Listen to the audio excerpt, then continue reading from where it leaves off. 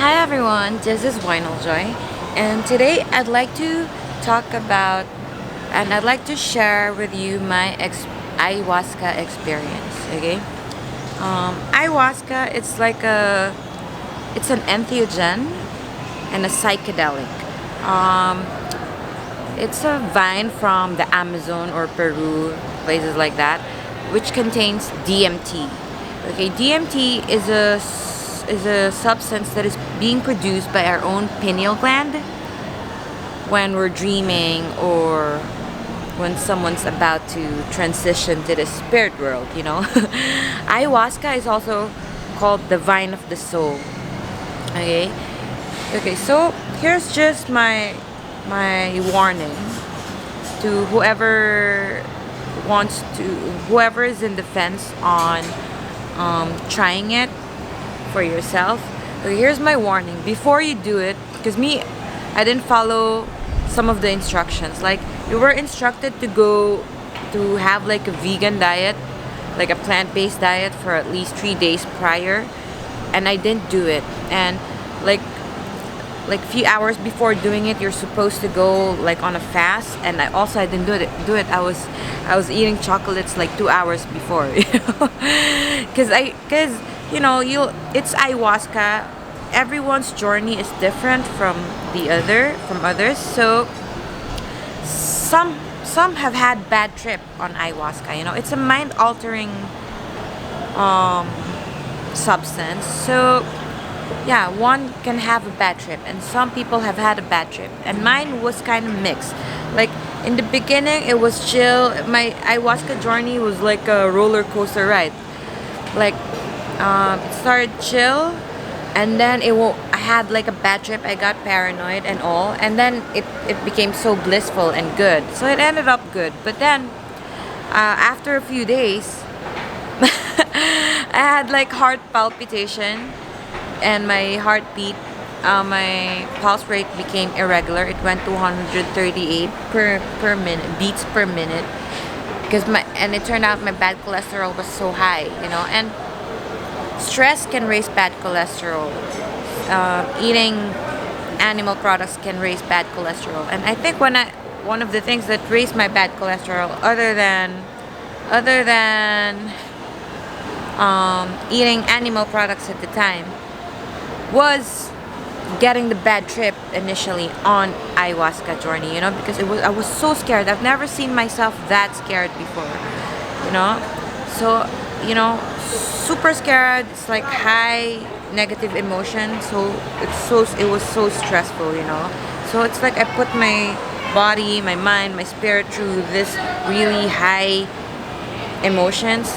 So yeah, but now I'm on a plant-based, mostly whole food diet, and my cholesterol and sugar are now normal. Okay, so yeah, I suggest that before you take an ayahuasca tea, retreat, whatever, have your cholesterol level check, have like a lipid profile check and sugar check, and make sure you go on a plant-based diet for at least 3 to 7 days prior to taking the ayahuasca. Okay, so because I've heard there are some casualties from people who've done ayahuasca before, and I can only imagine what happened. I can only share what happened to me. Okay, so in the beginning, I was seeing, when I had like 1 cup, I was seeing like patterns. When I would close my eyes, I would see like very faint patterns. They were like purple and like repeating patterns. They call it fractal, and they say this girl, Amber Lion, who used to be like a Fox or CNN reporter, who now shares ayahuasca journey and psychedelics. She said that I heard her say on one vlog or one video, that ayahuasca, those patterns or fractals are like the language of the universe. Okay, so I saw those. So after 1 hour, and it's like it hardly had any effect on me. So they had me take another one. When I had just when I had the other one, that's when I started vomiting. And when I started vomiting, that's when the fractals became so much more vivid. You know, it was so vivid, and I was scared that I was thinking, oh, what if my brain explodes? Because it felt like there were so many fractals, there were so many repeating patterns, and I was scared that what if my brain gets tired from thinking all these, from seeing all these fractals, because may lipstick also, I have lipstick on my finger. Yeah, so I was thinking, what if my brain gets tired from seeing all these fractals? So I started to get scared, and I remember prior to attending, I did it with Ayahuasca Medicina Philippines. Okay, and prior to going there, I've had friends who warned me about going on an ayahuasca journey. Like they said, it can be dangerous if the shaman's not good, or and somebody even told me that this particular group was not using real ayahuasca, like they were using something else, other psychedelics. So I was so scared. Uh, and this is my theory. What ayahuasca does is, it heightens all your emotions, all your fears, all the emotions within you, both emotions that you are aware of and you're not aware of, that are latent within you. Ayahuasca has a way of heightening it and bringing it up to the surface. So if you're like me, I think a lot. So and sometimes I get because I think a lot, sometimes I can connect the dots and think of scary things, and that was even more heightened when I was on ayahuasca. And I was like, I was so paranoid. I was saying, is this even real ayahuasca? There were like 5 more people who that it was their first time to do ayahuasca as well, and they were just quiet, silently journeying, and I was even scared for them. I was like, are they even still alive? Are they even still breathing? What if you because I felt like my mind was so busy seeing those fractals. I was thinking, what if I get so busy seeing these fractals that I forget to breathe? I was so paranoid. I was hysterical. So all my fears went up to the surface. But then, after a while, the joy you feel inside you comes up to the surface as well. The bliss and the joy inside you comes up to the surface as well. And this is why I think there are people who are depressed and they do ayahuasca or psychedelics, and somehow it helps them. Because I think this is what ayahuasca does. This is just my theory. I could be wrong. There in our brains, when we create habits, neural pathways are created in our brains. They make like highways. And as we keep on repeating those habits, the highways are being strengthened. By, they call it like myelin. The highway is being surrounded by myelin, which makes it even stronger, which is why it's so hard to let go of habits. Or change a habit. So I think this is what it does. When you're on ayahuasca or any mind altering, well, ayahuasca, I can speak for ayahuasca only. What it does is it temporarily shuts down those highways. So you're out of your usual thought patterns. And what it does is it creates new neural pathways.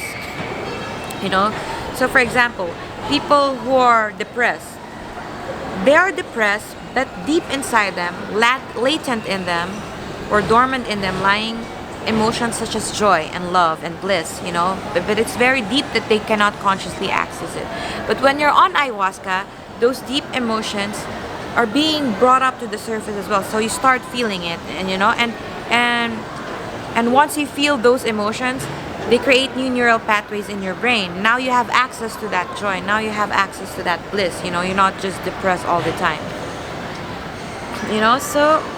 So yeah, for me, I was so paranoid in the beginning, like, because you have to set intentions as well. So my intention was, I said that I want to heal the part of me that still hates, that still is angry, and that still judges, and so, yeah, and also I said I want to see my soulmate, and then, and then, so yeah, during the journey, I saw. So in the beginning it was just fractals and all, and then suddenly I was in ancient Egypt. I don't know why I thought it felt like I was when I closed my eyes, I was in ancient Egypt. Like I was inside like a castle that's like the walls are gold, and those cats and fish that you can see from Egyptian hieroglyphics, those murals, those walls. I saw those in repeating patterns as well, like the cats and the fish, and I saw, and now the fractals are not just purple and silver, and they became like luminous teal and orange and gold and so many colors. And yeah, when I opened my eyes, because I was so scared, my ego was resisting the journey, my soul journey. So in order for my ego to feel like I was still in touch with reality, I had to keep on opening my eyes. I wanted to see that I was still alive. Because really, when I closed my eyes, it was so real. It made me question reality. Like this reality as we know it is just the creation of the mind. Because when your mind is in an altered state of mind, it's a totally different reality. Really, I was in ancient Egypt, and it was so real, just as real as this. And so I realized, that there are so many realities that exist at the same time, because when I opened my eyes, I was where I was, but like the trees were luminous and embossed, and so are the sky, and it was so scary, because felt like I was in fantasy land. A part of me was like worrying for my family. I was like, if anything happens to me, what's gonna happen to my family? I have a kid, my kid's still so young, So I made sure I kept on opening my eyes to come back to this reality, make sure that I was still alive, And then,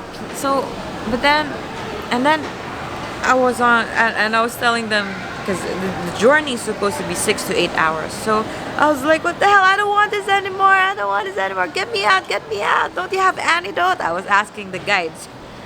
And I was like, I don't want this anymore. This is how long more? 6 more hours, 8 more hours. I don't want this anymore.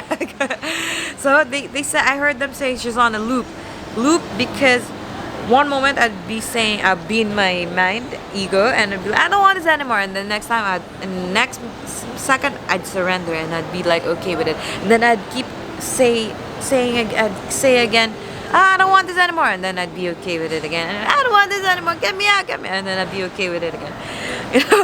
So yeah, and so anyway, so I saw myself as a. It seemed like it was my past life, this is my interpretation of it at the time. Like I was accessing the knowledge of my soul, that my soul have lived in many realities before, or it's still coexisting at this moment, because they say time is really not linear. We think it's linear. Our limited faculties of our minds think time is linear, but it's not. Like I was in two different realities and times and spaces and realms at the same time when I was on ayahuasca. Okay. Yeah. So I saw myself, my past life. I don't know if it's real past life or not.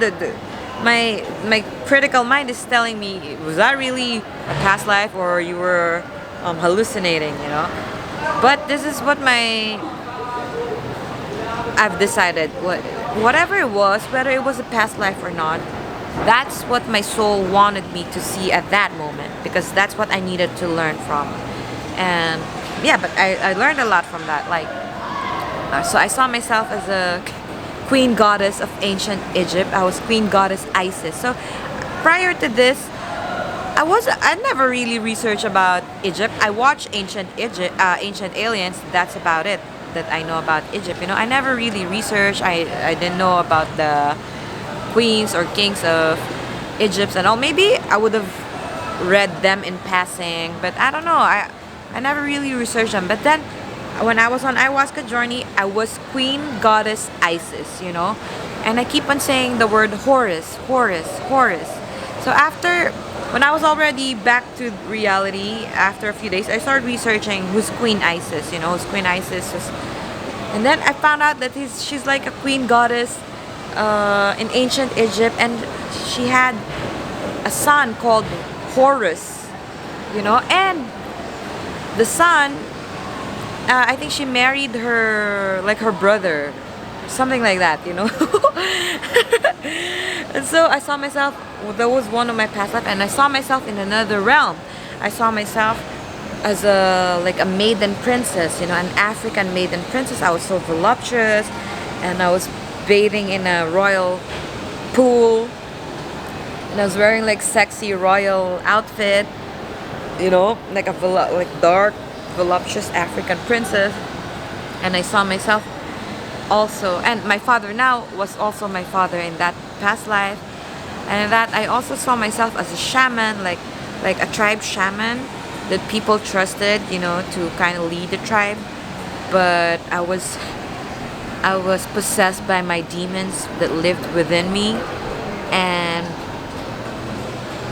I raped an 8 or 9 year old little girl, and I raped her because I was possessed by my demon. I was a shaman, as a shaman you're supposed to be wise and you're supposed to lead your tribe for good, but as a shaman, I was a shaman, I was old and ugly and super dark shaman. I had like a wolf headdress in my, I don't know, it was so weird.